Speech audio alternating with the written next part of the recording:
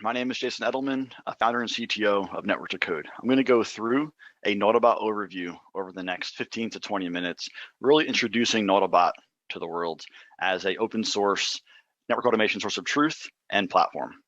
I'm going to spend just about a minute, maybe two, about who Network to Code is. As a refresher, as I alluded to already just in the preamble, I'll kind of talk through who we are, what we're all about, and what we do day to day.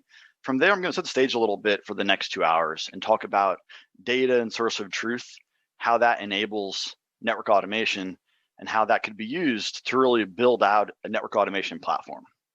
That's going to kind of set the stage to introduce Nautobot, which is what we're launching today, during Network Field Day. From there, we're going to talk about some of the key use cases of Nautobot and really hone in around what this notion of an app platform means for network automation. Now, about Network to Code. Now, again, as I alluded to already, we're about 6.5, 7 years old, and we are laser focused on network automation, and we have been since day one. As Tom alluded to, we presented back at NFD 21 in late 2019.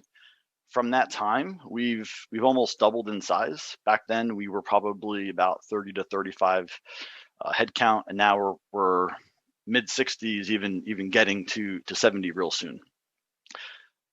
Very deep roots in open source. We're best known for really building network automation solutions with open source, but at the same time, integrating it with very popular commercial platforms that our clients have as well. So ultimately, when we say we're laser focused on network automation, we're really saying we're helping our clients architect, design, and build solutions. So we are a services-based business.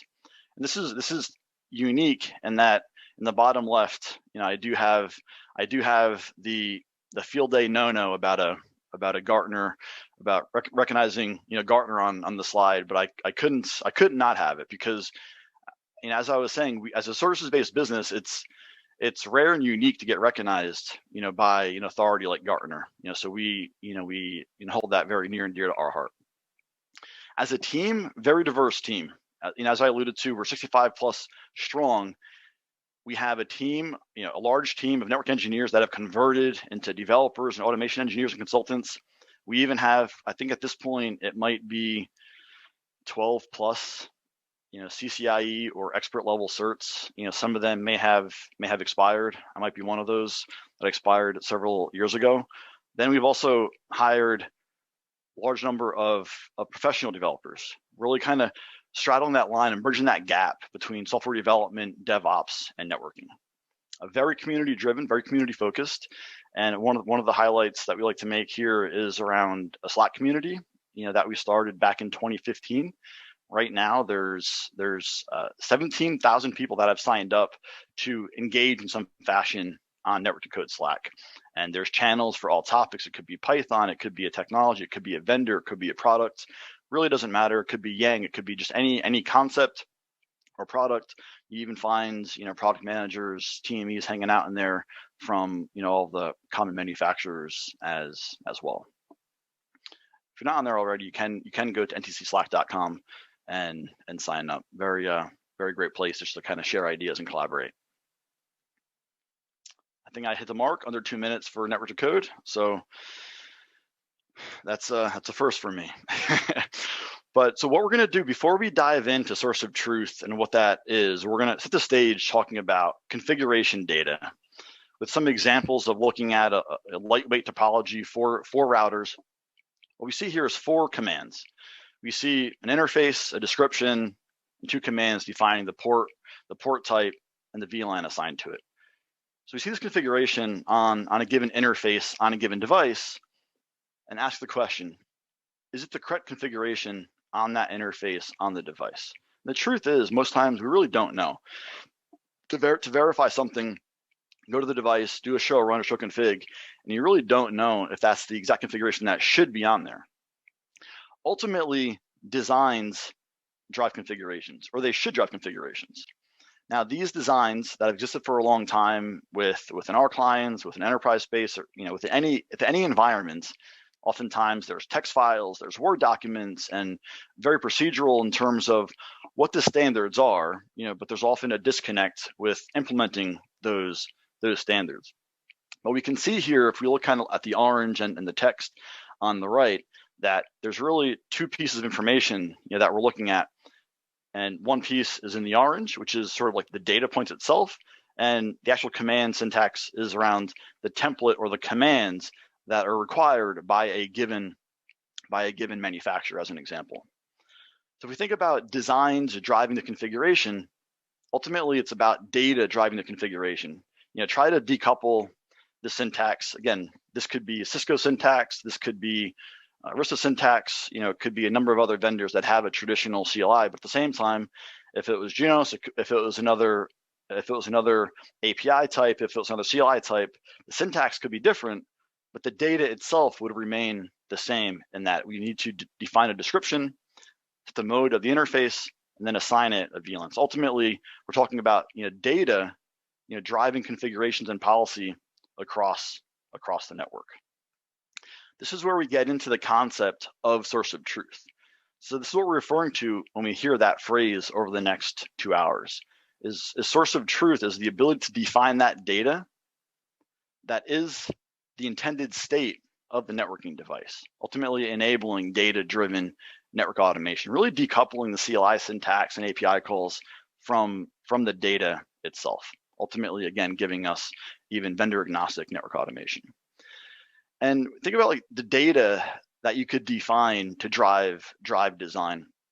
Oftentimes, we'll even, the example previously, an interface, a VLAN, we can kind of get pretty low level, and we're talking about configuration objects on a device. But we can even document and with data points around cabling. It could be circuits. It could be things like power supplies. Where do the power supplies connect into? Is it into a certain PDU, into a certain building and data center? And the more data that you're able to store to define the design end to end, the more valuable applications you can sit on top of that data. This could be for doing analysis around, what if an interface goes down? What if a top rack switch goes down? What if a power supply goes down, or a supervisor, or a PDU? All of these things, knowing the impact of what could go down is usually not known. And so we can kind of start small around configuration data, but really expand to track every connection, even through patch panels, to start to think about the value of data in the context of networking. So this is one slide that I want to showcase that no matter where somebody is on the automation journey, source of truth has a place. And it could be you're still doing things manually even, right? And intended state is basically stating it could be spreadsheets, it could be lightweight scripting, Bash, Perl, Python, or you could evolve over time. There's many ways to define these pillars or describe the attributes of these buckets. The truth is, like there needs to be a source of truth, no pun intended, to know what the intended state of the network should be.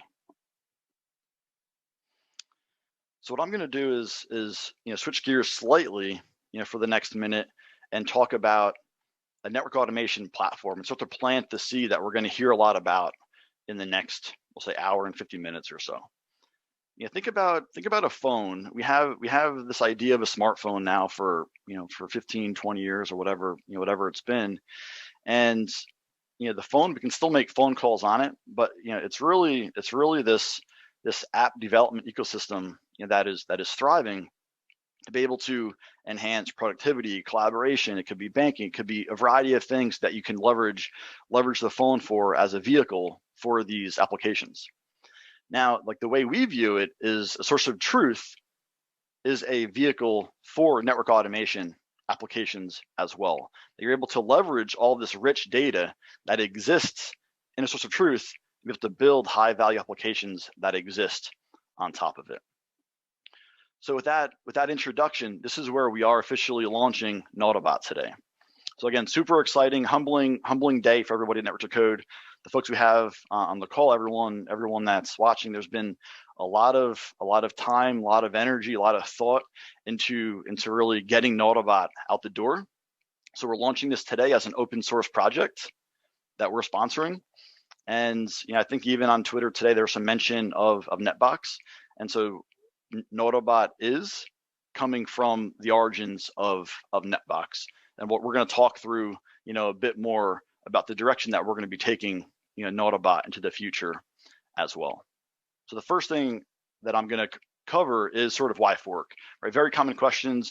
Netbox has been around for several years, and this is the foundation for Nautobot. The truth is, we're breaking it down into a few key reasons. First and foremost is really improve how we support our clients. When we engage with our clients, there's different support mechanisms we have to consider around even SLAs and even high-touch support models and even LTS versions.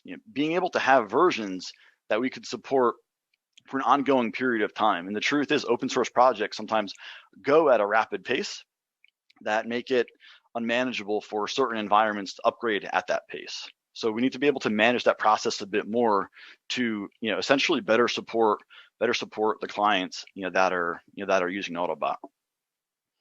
From there, it was about really defining a vision for how a source of truth enables network automation.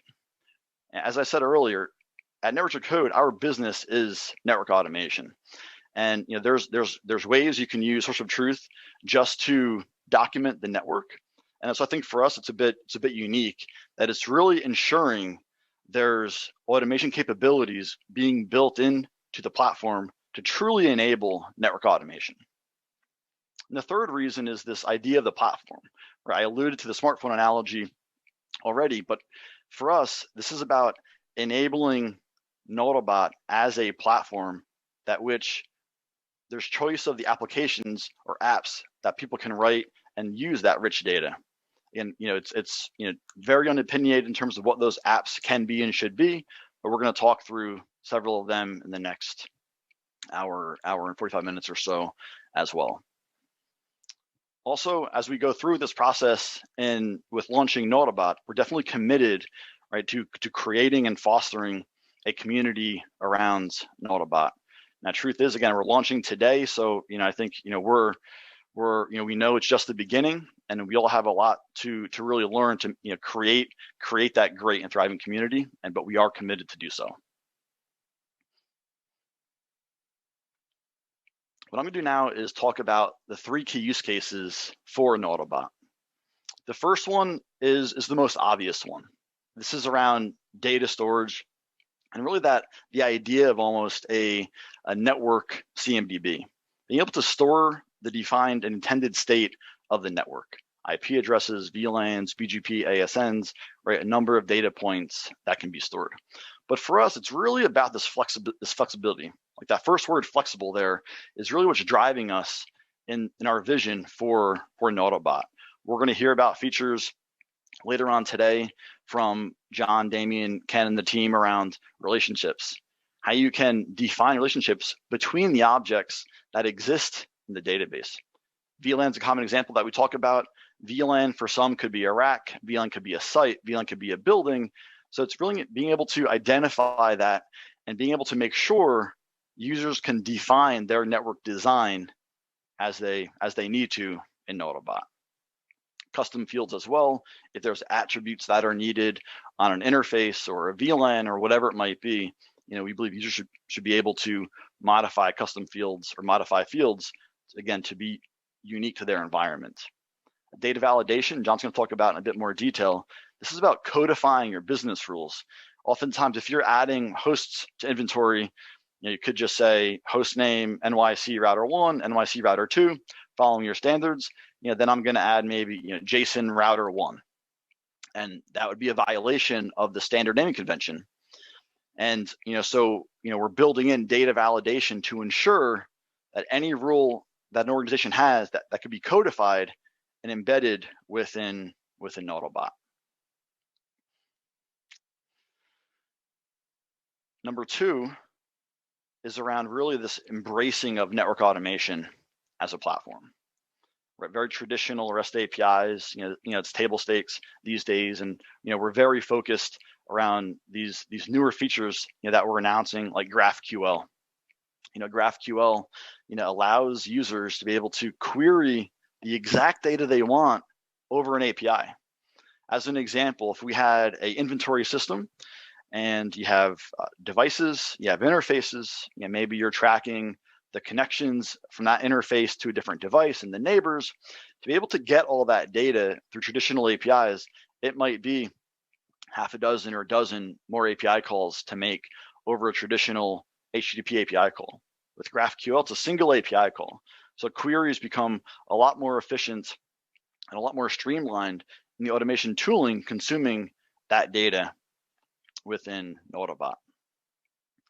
We also have Git integration we're going to hear a bit more about later on today as well. This is a bit unique in that we recognize the fact there are needs for other data sources, right? So we can store devices, IPs, and VLANs and things like that directly in Nautobot. Now the idea here is, for those that are getting started, there's often YAML files being used and versioned in GitHub as an example. This Git integration allows users to continue that process that offers peer review, code review, even testing on that data getting committed into GitHub, let's say. And that data is dynamically loaded into Nautobot and presented as part of the device. And once that data is dynamically loaded, it's then accessible via the REST and GraphQL APIs. So it's really kind of creating that platform for automation and aggregating different data sources and presenting them in a unified view to the tooling that needs them. And the plugin system exists as well, which essentially allows users to create custom models and APIs as needed to really embrace network automation as well. Third, I alluded to this already, smartphone analogy I've been using, but this is really providing choice of using open source apps, building custom apps, and ultimately recognizing the fact that leveraging a platform like Nautobot reduces the time to develop the applications, because you can take advantage of logging, RBAC controls, permissions, even GraphQL as an example, and Git integrations. So all these integrations that exist in Nautobot can be used for custom applications that exist on top of Nautobot as well.